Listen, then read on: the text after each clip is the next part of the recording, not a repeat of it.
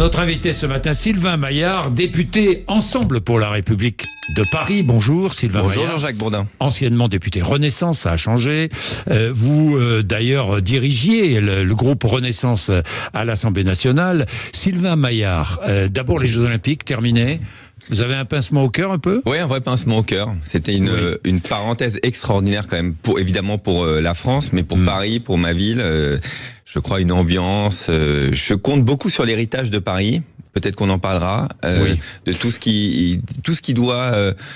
Nous ne devons pas oublier ce que nous avons vécu pendant la période olympique et paralympique.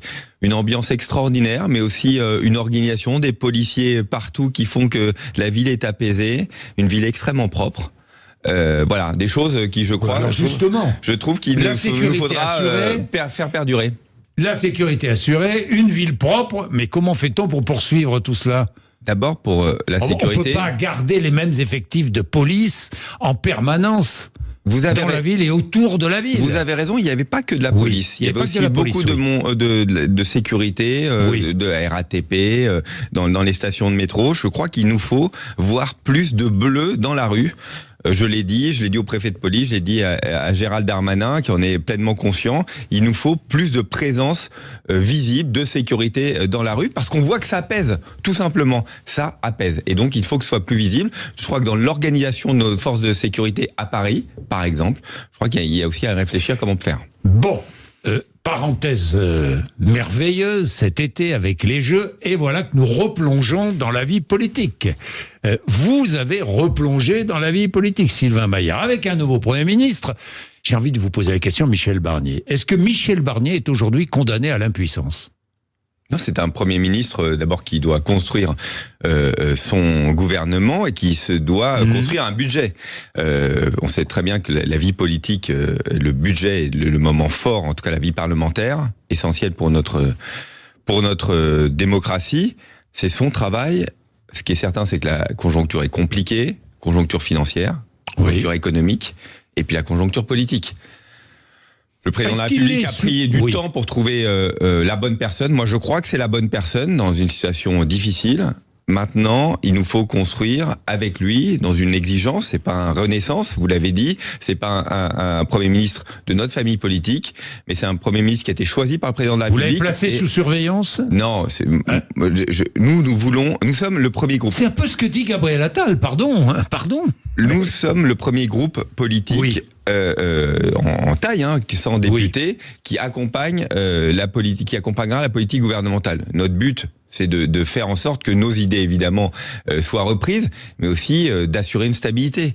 On n'imaginerait pas que l'instabilité vienne de notre part. Mais par contre, nous sommes exigeants avec les projets de loi qui seront portés, ça c'est certain. Vous serez exigeant. Stabilité. Est-ce que vous dites ce matin que plusieurs ministres doivent rester au gouvernement ? Ça, c'est Michel Barnier qui constituera son équipe. Nous avons nos journées parlementaires demain. Et d'ailleurs, le Premier ministre, a priori, viendra. Je sais que c'est en course de calage, ça ne dépend pas de moi, mais en tout cas, il viendra. Je n'en sais. Je sais que c'est en discussion. Il est invité. En tout cas, il est invité ou pas ? C'est en discussion. Ah bon, d'accord. Pareil, vous ne savez pas encore s'il est invité ou pas ? Je ne suis plus à la présidence du groupe. Mais en tout cas, ce qui est certain, c'est que nous voulons accompagner, nous voulons que ce soit un succès, mais pas un succès pour nous. Un gouvernement, c'est tout simplement un succès pour la France. Les Français nous l'ont dit pendant les élections, ils veulent des changements, ils veulent des accélérations. Sur la sécurité, on en a parlé à Paris, mais partout, il faut un gouvernement, il faut de l'action politique. Je vous dis ça parce que il n'est pas de votre famille politique, Michel Barnier. Donc vous entrez en cohabitation, une forme de cohabitation. Certains emploient le mot coexistence. Vous préférez coexistence, cohabitation ? Peut-être une coalition, tout simplement. Nous accompagnons. Moi, je suis beaucoup en Allemagne. Je vois comment ça fonctionne. Je peux vous dire qu'ils pensent pas tous la même chose dans cette coalition à 3 partis en Allemagne. Et pourtant, ça fonctionne et pas si mal. Donc, nous devons apprendre à fonctionner comme ça en France. Et c'est très bien ainsi. C'est les Français qu'on choisit. Est-ce que la France a besoin d'une majorité claire ?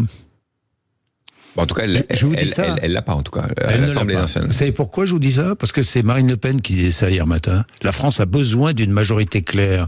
D'ici 1 an, nous aurons de nouvelles élections législatives, a dit Marine Le Pen. Ça veut dire quoi ? Ça veut dire qu'elle a placé Michel Barnier sous surveillance. C'est elle qui décide ? Dites-moi, Sylvain Maillard. Il faut trouver une majorité relative, suffisamment stable pour faire voter un budget et passer des projets de loi qui correspondent à la volonté des Français. Et donc c'est le travail qu'a mené le président de la République pendant presque 2 mois. Il a placé Michel Barnier. Maintenant, c'est à Michel Barnier de construire une majorité relativement bienveillante qui lui permet de naviguer en eau compliquée, puisqu'il y a 3 blocs à l'Assemblée nationale et 3 blocs qui sont vraiment marqués et dans la difficulté de travailler les uns avec les autres. Donc voilà la complexité des choses. Après, ce que dit Marine Le Pen, c'est des propos politiques. Les Français ont choisi le 7, il n'y a pas si longtemps, il y a 2 mois, ont choisi des députés, et ces députés-là sont là au minimum 1 an. Oui, au minimum 1 an. Mais dites-moi, Michel Barnier doit-il préserver le Rassemblement national pour pouvoir gouverner ? Est-ce que vous pensez qu'Emmanuel Macron a pactisé avec Marine Le Pen ? Il n'y a aucun pacte, et ça je vous le confirme, aucun pacte. Il y a eu des contacts, mais ça vous le savez très bien, pour savoir qui voterait la censure et qui ne voterait pas la censure. Après, il n'y a aucun accord, rien du tout avec le Rassemblement national, ni avec LFI d'ailleurs. Emmanuel Macron a interrogé Marine Le Pen, lui a dit « Est-ce que vous voterez la censure ou pas ?» C'est la question qu'il lui a posée. Exactement. Comme il a posé à tous les présidents de partis. Et c'est en fonction de la réponse de Marine Le Pen qu'Emmanuel Macron a choisi son Premier ministre. C'est-à-dire que comme je comprends bien, comme la gauche s'est tiré une balle dans le pied toute seule en disant que quoi qu'il arrive, il ne soutiendrait pas Bernard Cazeneuve, quoi qu'il arrive, il voterait la motion de censure, quoi qu'il fasse. Dès le début et qui n'apporterait aucun député, en réalité, le centre de gravité de l'Assemblée nationale a changé. Je crois que la gauche a fait à droite. La gauche a fait une erreur stratégique, je crois, manifeste. C'est-à-dire que le Rassemblement national est aujourd'hui en position de force pour faire tomber ou pas faire tomber le gouvernement Barnier. En réalité, je pense que... Sylvain Maillard, regardons la réalité. Mais Jean-Jacques Bourdin, je crois qu'en fait, tous les groupes sont en position de force pour faire tomber le gouvernement, comme c'est une instabilité générale. Et c'est ça la difficulté de Michel Barnier, c'est de trouver un équilibre qui permette de passer des mesures, probablement projet par projet. C'est vrai que nous l'avons fait, nous, en fait, dans la dernière mandature, on était en majorité relative, projet par projet, on trouvait des majorités. Parfois, on n'en parlait pas suffisamment, mais en fait, on trouvait des majorités parfois à gauche, parfois à droite. C'est ce que devra faire Michel Barnier. Michel Barnier qui promettait un référendum sur l'immigration, même pas un référendum, il promettait un moratoire sur l'immigration. C'était en 2021, c'est pas vieux. Et notamment sur les entrées.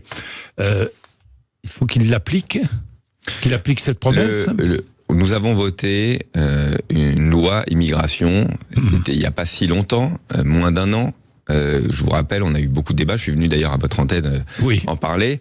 Je crois que c'est une loi qui est en train de monter en puissance et qui vous montre à quel point ceux qui n'ont pas vocation à être en France repartent beaucoup moins difficilement que ce que c'était avant. Les OQTF ont bondi, les reconduites à la frontière ont bondi, parce que ce que nous voulons, c'est que la loi française soit appliquée. Elle était compliquée à appliquer auparavant. Je vous rappelle, il y avait 12 recours possibles devant les tribunaux. Il n'y en a plus que 3. On donne une réponse définitive au bout de 8 mois maximum. Et donc, c'est beaucoup plus facile de reconduire à la frontière ceux qui n'ont pas vocation à rester en France.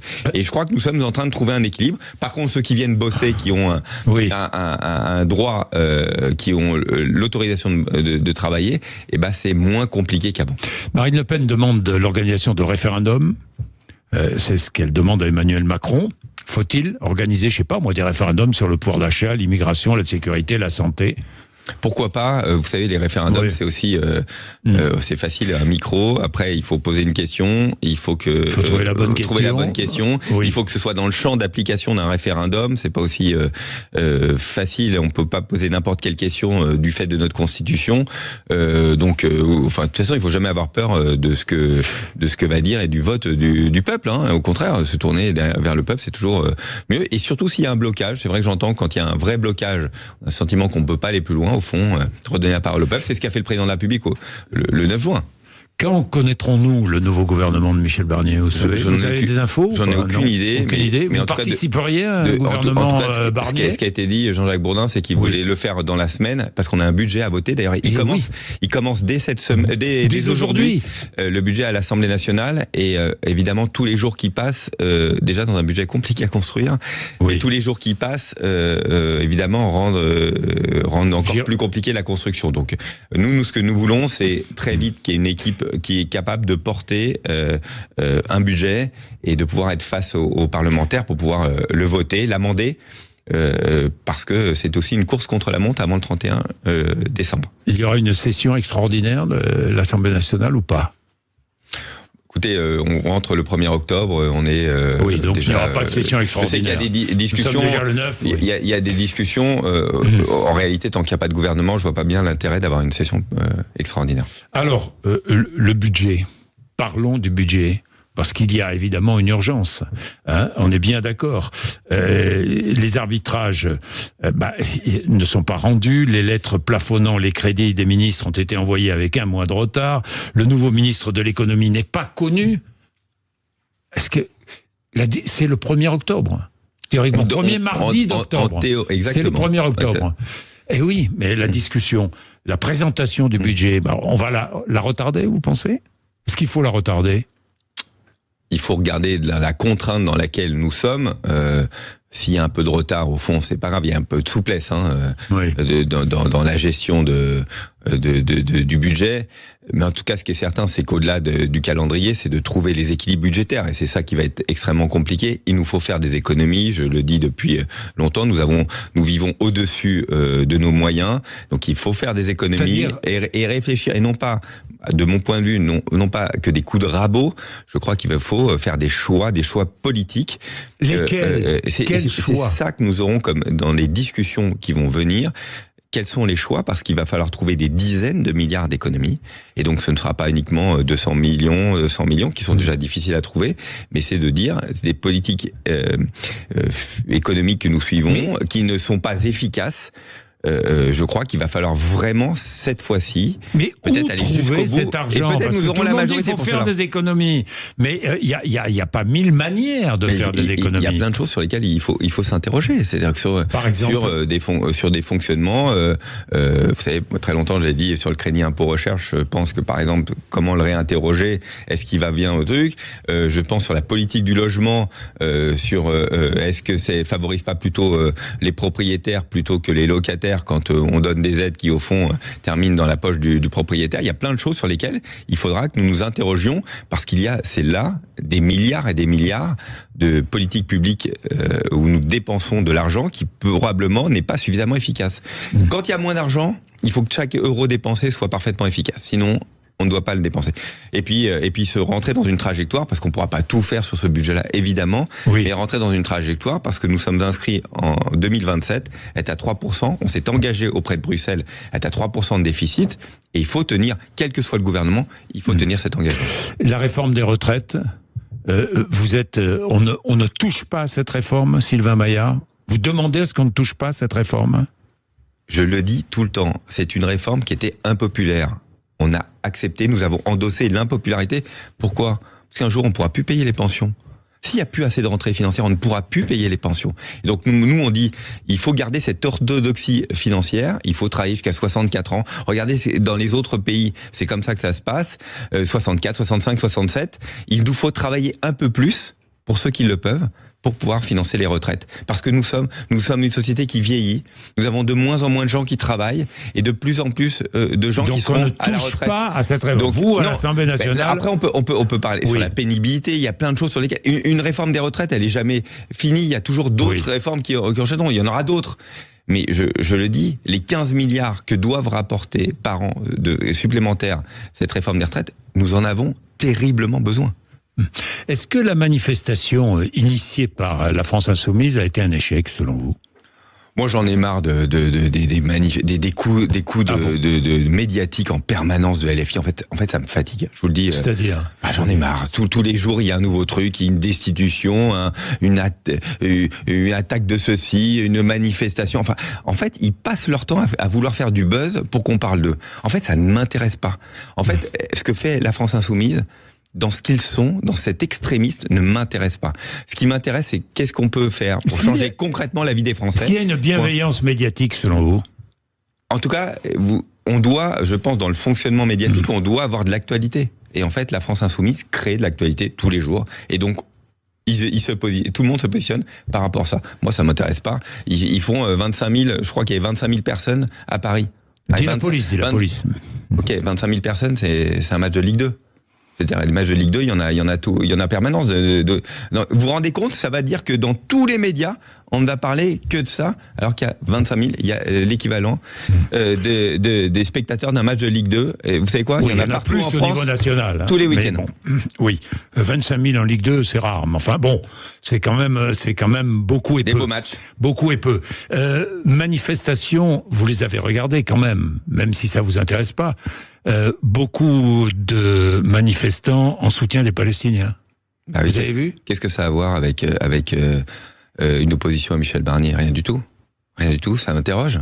Ça interroge. Oui. Ça interroge vraiment. C'est-à-dire quelle question vous posez ? Vous savez très bien que LFI fonctionne, et on l'a vu particulièrement pendant les élections européennes, fonctionne sur le conflit israélo-palestinien. Et que pour eux, c'est un volontairement. Bien sûr, c'est un carburant électoral. Et donc voilà, dans chaque manifestation où ils sont, il faut qu'il y ait des drapeaux palestiniens. Il faut rappeler. C'est une petite piqûre de rappel, une petite piqûre un peu antisémite. Ça fait jamais de mal, malheureusement. C'est ça. Bah oui, c'est ça. Sylvain Maillard, je termine avec Paris, les Jeux Olympiques, la fin des Jeux Olympiques, j'y reviens. D'abord les anneaux, les fameux anneaux sur la Tour Eiffel. Quelle est votre position ? Est-ce que ces anneaux doivent, comme le demande la famille Eiffel, doivent partir pour Los Angeles maintenant ? Oui, je l'ai écrit d'ailleurs avec les membres de Vous Renaissance. Vous êtes député de Paris, je le rappelle. Les membres de Renaissance Paris, nous l'avons dit, nous souhaitons que les anneaux partent de la Tour Eiffel. Mais par contre, qu'il soit installé quelque part, on veut un héritage. Mais pour nous, la Tour Eiffel, c'est quelque chose d'intemporel. Et elle porte le message de la France, de Paris, de la France. Et donc, c'est un peu incongru de garder ces anneaux olympiques dessus. Par contre, qu'on les garde quelque part, ça nous semble important. On est favorable à garder la vasque, évidemment. Et puis, les statues. Alors, pour le coup, je crois que la mairie de Paris a proposé de les mettre porte de la Chapelle ou porte de Clignancourt, en tout cas, dessus. Je trouve que c'est une bonne idée. C'est une bonne idée. Les 50 km/h, le 50 km/h sur le périphérique parisien. J'y suis opposé. Anne Hidalgo a annoncé qu'elle l'imposerait, ce 50 km/h. Vous y êtes opposé, pourquoi ? D'abord, Anne Hidalgo n'a pas le pouvoir de l'imposer, puisque c'était une compétence partagée avec l'État. La métropole, avec l'État. Avec l'État. Et donc, nous l'avons toujours dit, nous y sommes opposés, nous sommes à 70, nous sommes opposés pour une raison simple, même si juridiquement le périphérique est à Paris, c'est en fait plupart du temps des banlieusards qui l'utilisent, et c'est un passage, et donc je crois qu'il y a moins de choses, c'est de discuter. Par contre, je suis favorable à garder les voies Paris 2024. Ça peut être des voies de covoiturage, des voies qui permettent d'aller plus vite et d'inciter, on a eu cette discussion ensemble, Jean-Jacques, et dessus, d'inciter à un comportement. Moi, j'ai vu très longtemps aux États-Unis, et depuis très longtemps, c'est installé des voies de covoiturage qui font que quand vous êtes plus de 3 dans une voiture, 3 ou plus dans une voiture, vous avez la possibilité d'aller sur une voie spécifique qui va plus vite. Et donc, ça va pousser plutôt les banlieusards, les Parisiens à prendre plusieurs personnes dans les voitures. Et au fond, c'est ça l'objectif, nous, c'est d'avoir de moins de voitures. Pour avoir moins de voitures, il faut plus de gens dans chaque voiture. Sylvain Maillard, 2026 approche. Est-ce que vous soutiendrez Rachida Dati ? Ça fait partie des discussions que nous aurons. On a franchi les Jeux Olympiques avec beaucoup de succès, Jeux Olympiques Paralympiques. On va rentrer dans une séquence très municipale. Et je l'ai dit, début de l'année prochaine, je souhaite qu'on puisse avoir un candidat de large rassemblement. Un candidat ou une candidate ? Ou une candidate. Rachida Dati travaille auprès du président de la République. J'ai évidemment, tout le monde le sait, beaucoup de contacts avec elle. Ce qui est pour moi essentiel, si on veut gagner Paris, il nous faut construire un rassemblement très large. Est-ce qu'elle le souhaite? Est-ce qu'elle veut construire ce rassemblement? Je crois. Et donc, candidate, derrière elle, un rassemblement très large. C'est ça, Sylvain Maillard? Il n'y a pas de possibilité à Paris, pour pouvoir gagner Paris, s'il n'y a pas un rassemblement très large. Oui, mais il faut une tête d'affiche. Il faut quelqu'un qui conduise la liste de ce rassemblement. Bien sûr. Il y a deux choses pour gagner. Un, il faut porter des idées et porter une vision qui permettent aux Parisiens de dire, bah oui, j'ai envie de voter pour eux. Et deux, vous avez raison, une incarnation. Cette incarnation, je pense qu'il faut la porter. J'ai toujours dit, au début de l'année 2025, le premier semestre 2025, on va rediscuter tous ensemble comment fonctionner. Mais évidemment, Rachida Dati fait partie. Elle est la mieux placée pour vous? À l'heure actuelle, oui. Elle est la mieux placée.